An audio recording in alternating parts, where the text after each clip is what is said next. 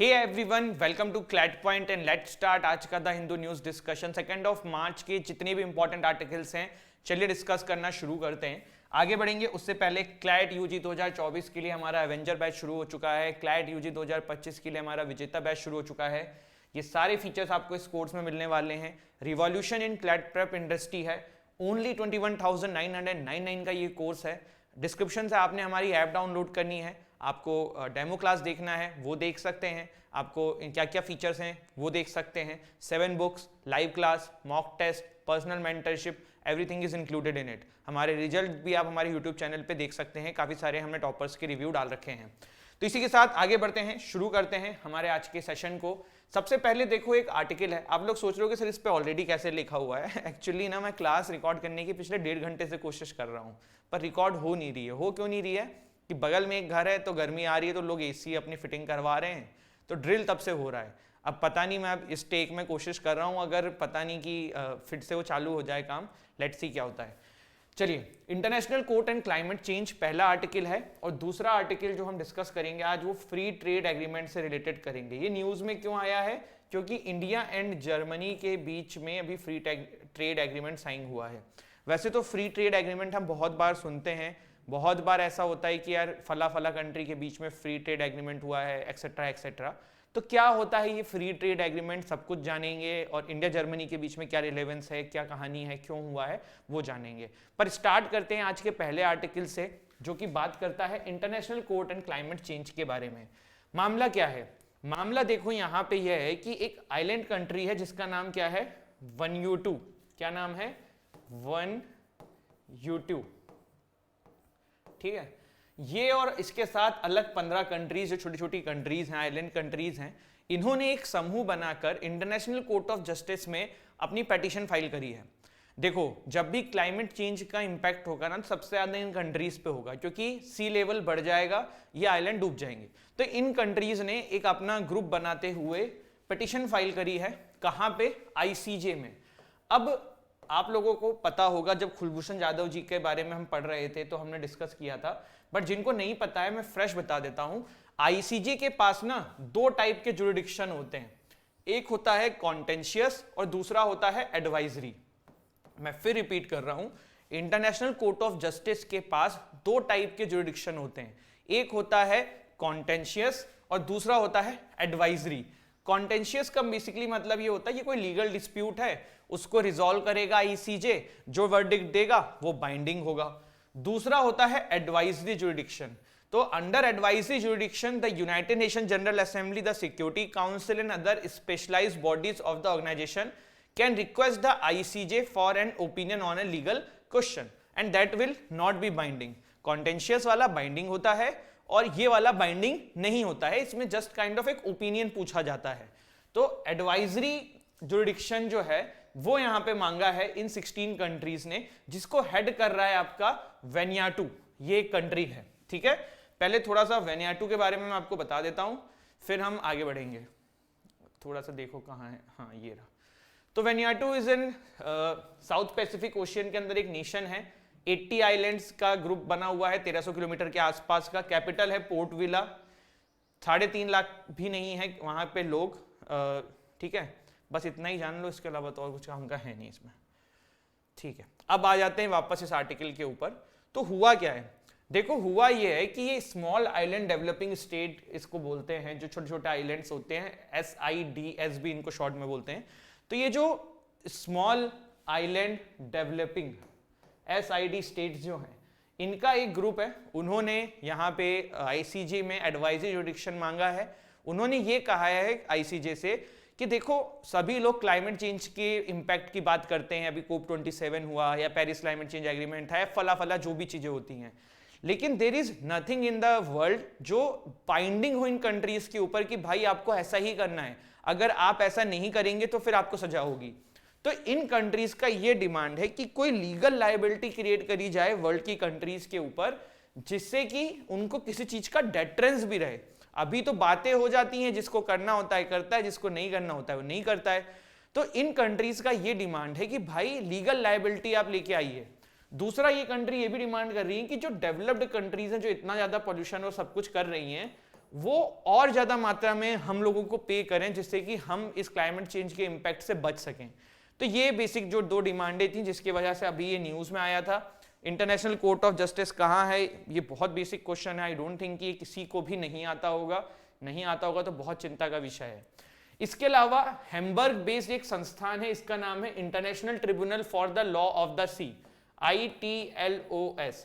इस पे भी इन्होंने पेटिशन फाइल करी है। इनसे भी इन्होंने ये बोला है कि भाई आप भी बताइए कि क्या क्या प्रावधान है, क्या क्या राइट्स हैं हमारे पास सी से रिलेटेड, क्योंकि वाटर लेवल ऊपर की यहाँ पे बात हो रही है ना क्लाइमेट चेंज की वजह से। तो इनसे भी इन्होंने पूछा है कि क्या क्या हमारे पास रीजनेबल ग्राउंड्स हो सकते हैं और क्या क्या हम जो है इन कंट्रीज से मांग सकते हैं, डिमांड कर सकते हैं। 16 कंट्रीज बात कर रही हैं कि हमारे ऊपर जो इम्पैक्ट हो रहा है उससे लड़ने के लिए हम क्या क्या हमारे पास राइट्स हैं। तो ये इनके ऊपर भी इन्होंने पिटीशन डाली है ITLOS के पास भी कि आप भी भैया हमें इसमें मदद करिए, International tribunal for the law of the Sea. वैसे आपको मैं बता दूं कि वर्ल्ड की बहुत सारी कंट्रीज इनके साथ आके खड़ी हो चुकी हैं और वो इनके पिटीशन में इनके फेवर में है कि भाई ठीक है, सही चीज जा रही है।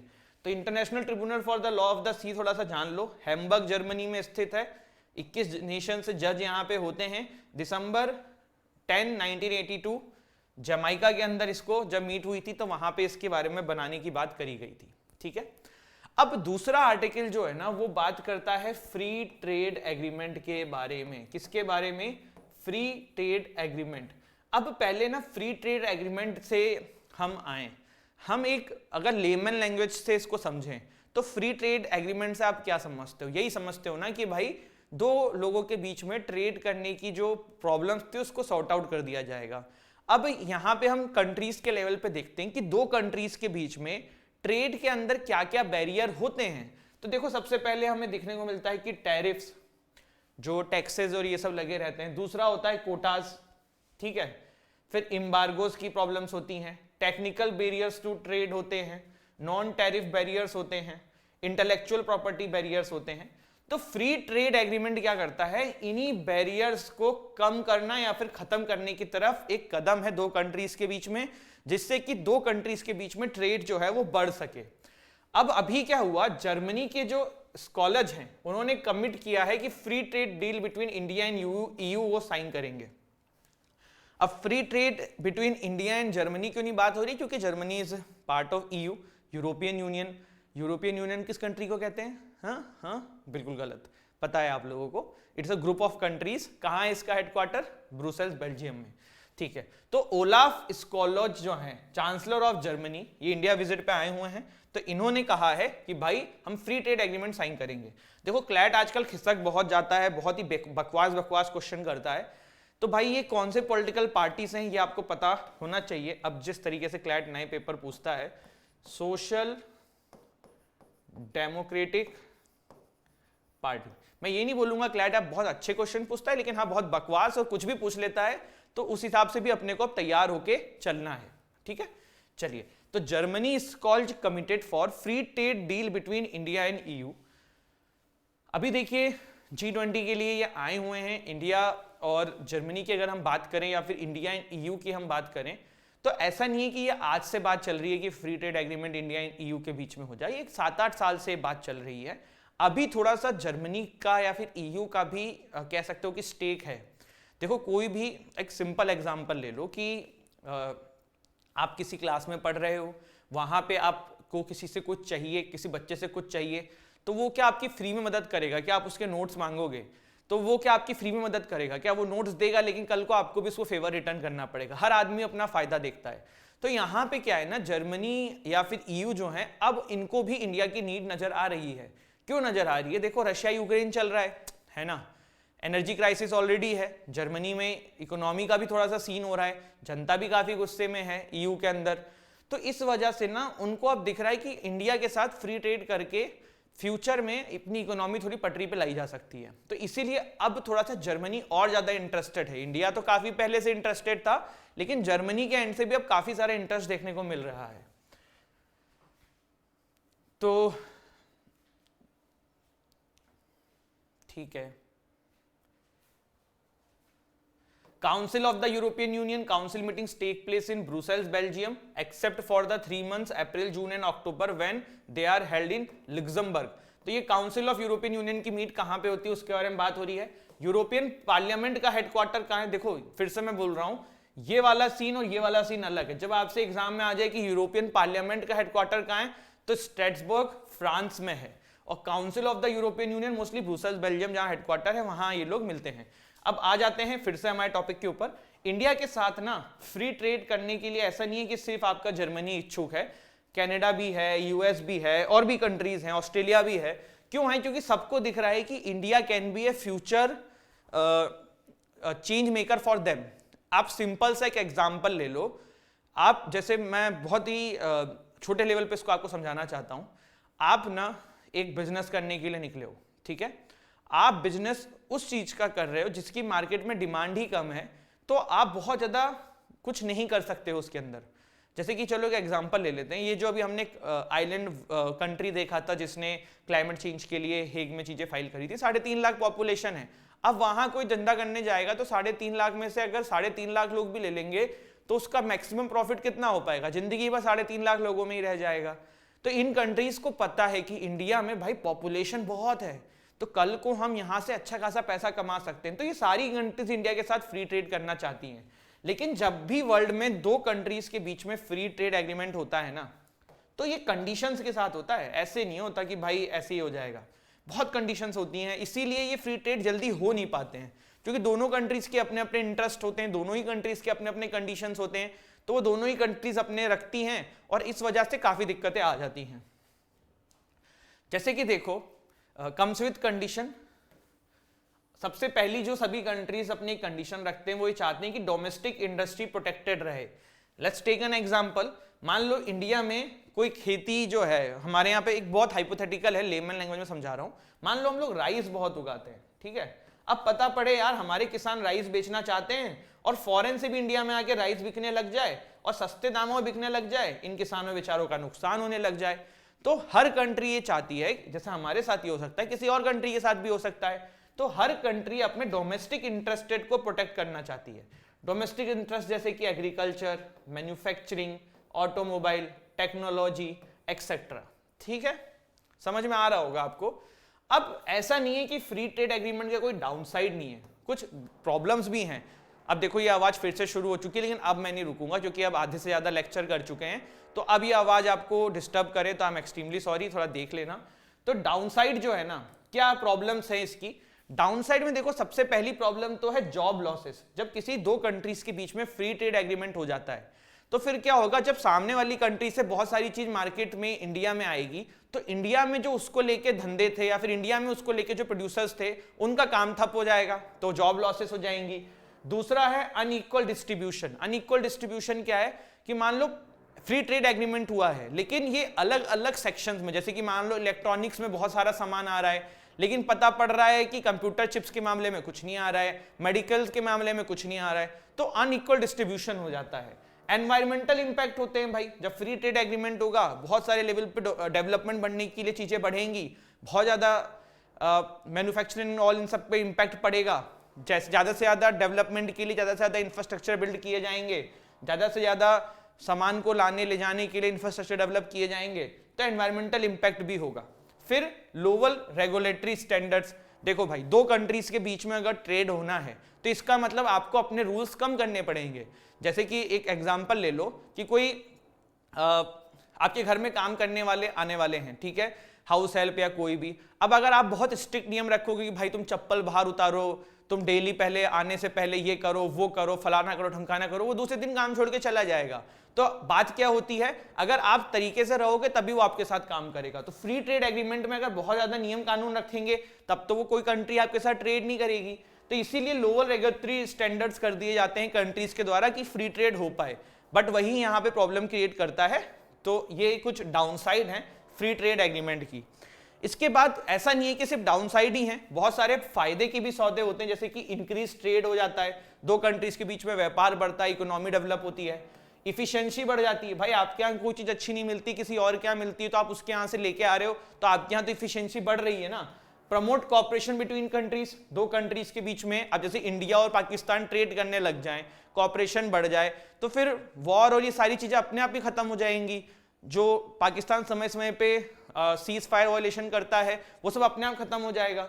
प्रमोट सस्टेनेबिलिटी, सस्टेनेबिलिटी मतलब एनवायरनमेंट, कैसे एनवायरनमेंट को लेते हुए डेवलपमेंट किया जाए, क्योंकि बहुत सारी वेस्टर्न कंट्रीज इस चीज को लेके बहुत ज्यादा सीरियस हैं, जैसे कि नॉर्वे हो गया या और भी कंट्रीज हो गई, वो लोग हमेशा इन्वायरमेंट सस्टेनेबिलिटी की बात करते हैं। तो प्रमोट सस्टेनेबिलिटी भी यहाँ पे होगी, ठीक है। तो ये कुछ फायदे हैं। अब वाई इंडिया, क्यों ये इतनी सारी कंट्रीज जो है ना इंडिया के पीछे पड़ गई हैं कि भाई इंडिया के साथ फ्री ट्रेड एग्रीमेंट साइन करना चाहिए। तो सबसे पहला तो हमें कुछ सोचने की भी जरूरत नहीं है, बिल्कुल सही सोच रहे हो आप। क्या? Market size. हमारे यहाँ भैया जनता इतनी है, पॉपुलेशन इतनी है कि सबका इंटरेस्ट है। दूसरा कि इकोनॉमिक ग्रोथ, इतनी जनता है, इकोनॉमी भी हमारे यहाँ की धीरे धीरे बढ़ रही है। India is one of the fastest growing economy in the world. तो भाई लोगों को पता है फ्यूचर है इनके साथ।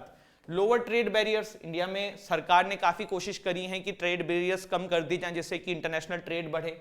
नेचुरल रिसोर्स भी हमारे यहाँ पे काफी ज्यादा है, कोल एक्सेट्रा, तो वो चाहते हैं कि इन पे लोगों की पकड़ बन जाए जो फॉरेन कंट्रीज है।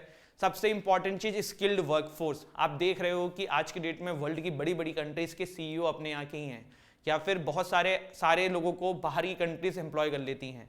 तो उनको पता है कि इंडिया के लोग जो है ना वो काम जानते हैं, स्किल है, तो इसीलिए लोग वो चाहते हैं कि उन स्किल्स पे उन कंट्रीज के लोगों का भी हाथ पड़े जिससे कि उनके यहाँ का बिजनेस अच्छे से ग्रोथ हो सके। अब ऐसा नहीं है कि गवर्नमेंट ने कुछ प्रयास नहीं किए भारत में ट्रेड को बढ़ाने के लिए, तो ईज ऑफ डूइंग बिजनेस में सरकार ने काफी ज्यादा अच्छे से काम किया है। आपको पता है कि जो ये रैंकिंग आती है, चलो मेरा क्वेश्चन है, लास्ट ईयर आई थिंक 2020 में आई थी, तो भारत की रैंक क्या हुई थी और ये कौन रिलीज करता है? Ease of doing business. Tax reforms किए हैं सरकार ने जिससे कि जो बाहरी कंट्रीज के इन्वेस्टमेंट आए या बिजनेसेस आए तो उनको इतनी दिक्कत ना हो। फॉरेन इन्वेस्टमेंट हमारे यहाँ किस लेवल पर बढ़ रहा है आपको पता है। लेबर रिफॉर्म्स हमारे यहाँ किए गए हैं जिससे कि देखो, अभी सिंपल सी बात है, मेरे पास एक ऑफलाइन कोचिंग खोलने का, जस्ट हाइपोथेटिकल एग्जांपल बता रहा हूँ, ऑफलाइन कोचिंग खोलने का ऑप्शन मिले कि दिल्ली है, फला स्टेट है, फला स्टेट है। अब जिस स्टेट में नियम कानून थोड़े इजी होंगे, जहां पे मैं आराम से एम्प्लॉयज को फायर कर सकूं, एम्प्लॉयज को जरूरत पड़ने पे हायर कर सकूं, अगर वो काम ना करें तो हटा सकूं, तो ऐसे स्टेट में काम करने जाऊंगा ना मैं। तो लेबर रिफॉर्म्स हमारे यहाँ अच्छे किए गए, बैंकरप्सी इंसॉल्वेंसी रिफॉर्म्स किए गए हैं, इस पे भी हमारे यहाँ पे काफी अच्छे से काम किया गया है। तो सरकार ने काफी सारा प्रयास किया है जिससे कि ये सारी कंट्रीज जो है ना फ्री ट्रेड एग्रीमेंट हमारे साथ साइन करना चाहती हैं। तो आई होप इतना आपको क्लियर हो गया होगा। इंडिया आज G20 to extradite economic offenders fast. तो जैसे कि पता ही है आपको, मेहुल हो गए, माल्या हो गए, तो उन लोगों की बात हो रही है, पर देखते हैं कब एक्सट्राडिट होते हैं। ये तो बातें ही हैं, जब होगा तब देखा जाएगा, है ना। यहाँ पे देखिए फैजान मुस्तफा जी का एक एडिटोरियल आया हुआ है, आप चाहें तो आज के पेपर से इसको पढ़ सकते हैं। कुछ अच्छे पॉइंट्स यहाँ पे लिखे हुए हैं, एग्जाम के पर्सपेक्टिव से ऐसा कुछ नहीं है, लेकिन ये कहना क्या चाहते हैं वो मैं आपको बताता हूँ। इनका ये कहना है कि भाई ये बात सच है कि जो जजेस भी अपॉइंट होते हैं वो कोई पॉलिटिकल आइडियोलॉजीज के साथ होते हैं, because everyone is a human. तो जब वो अपॉइंट होंगे तो कहीं ना कहीं उनका भी एक इंक्लाइनेशन होगा, एक पर्टिकुलर विचारधारा। दूसरा पॉइंट यहाँ पे ये भी लिखते हैं कि जो कहीं ना कहीं ये बोला जाता है ना कि जान पहचान के लोग ही अपॉइंट हो जाते हैं या कॉलेजियम में कुछ प्रॉब्लम्स की बात होती है, तो वो भी कहीं ना कहीं हद तक सही है। तो इन द एंड जो फैजान मुस्तफा जी इसको कंक्लूड करेंगे ना, वो ये करेंगे कि यार लॉ मिनिस्टर की सीट दे देनी चाहिए कॉलेजियम सिस्टम के अंदर, ठीक है। अभी कॉलेजियम क्या है, सीजीआई प्लस सीनियर फोरमोस्ट जजेस जो हैं वो कॉलेजियम बनाते हैं सुप्रीम कोर्ट के। अगर इसमें एक लॉ मिनिस्टर भी ऐड कर दिया जाए तो सही है। फैजान जी ने कहा कि भाई अगर लॉ मिनिस्टर अपना ओपिनियन रखेगा तो सही है ना, एक उनका भी वोट रहेगा, और ज्यादा मेजोरिटी अभी भी सुप्रीम कोर्ट के जजेस की है तो चलेगा तो सुप्रीम कोर्ट के जजेस का ही जो पूरा उनका कहना होगा, तो बेटर है ना कि कर दिया जाए। तो ये लास्ट में कंक्लूड करते हैं। इन्होंने कुछ यहाँ पे केसेस लिखे हुए हैं कि भाई इस केस में किस पॉलिटिकल पार्टी को फायदा हुआ, इस केस में किस पॉलिटिकल पार्टी को फायदा हुआ, तो ये आप चाहो तो पढ़ सकते हो। काम का तो एग्जाम के पर्सपेक्टिव से कुछ नहीं, पर नॉलेज के पर्सपेक्टिव से अच्छा है। लॉ मिनिस्टर, मेजॉरिटी, कॉलेजियम के अंदर ये मैंने आपको बता ही दिया है। इसके बाद all 5 S-400 regiments expected to be delivered from early 2024। Russia से जो S-400 हमें लेना था, काफी समय से ठंडे बस्ते में चला गया है, आ नहीं रहा है, तो बोला जा रहा है कि 2024 तक भारत के पास ये आ जाएगा। इसके बाद कुछ इंटरनेशनल न्यूज हैं, जैसे कि China and Belarus president call for Ukraine cease fire talks. President elect तिनुबू best man for jobs से नाइजीरिया बुहारी। तो मोहम्मद बुहारी अभी नाइजीरिया के प्रेसिडेंट थे, बट अब वहां का प्रेसिडेंशियल इलेक्शन जो है वो जीत लिया गया है बोला अहमद तिनुबू के द्वारा, जो कि नेक्स्ट प्रेसिडेंट होंगे।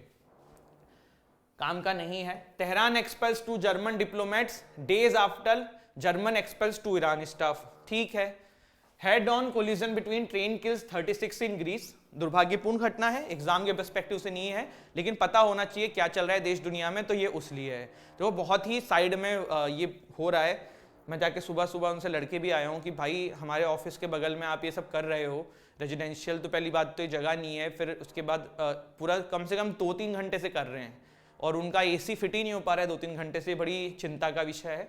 ये आवाज़ आपको जरूर आई होगी and I am extremely sorry about it, but session तो लेना था, 1 घंटे वेट किया, नहीं हुआ, तो फिर मैंने स्टार्ट किया। अब ये बीच में हो गया, तब क्या कर सकते हैं। हंसते रहो, मुस्कुराते रहो, पढ़ाई करते रहो। वीडियो को लाइक, शेयर, सब्सक्राइब चैनल को जरूर करना। जय हिंद, जय भारत।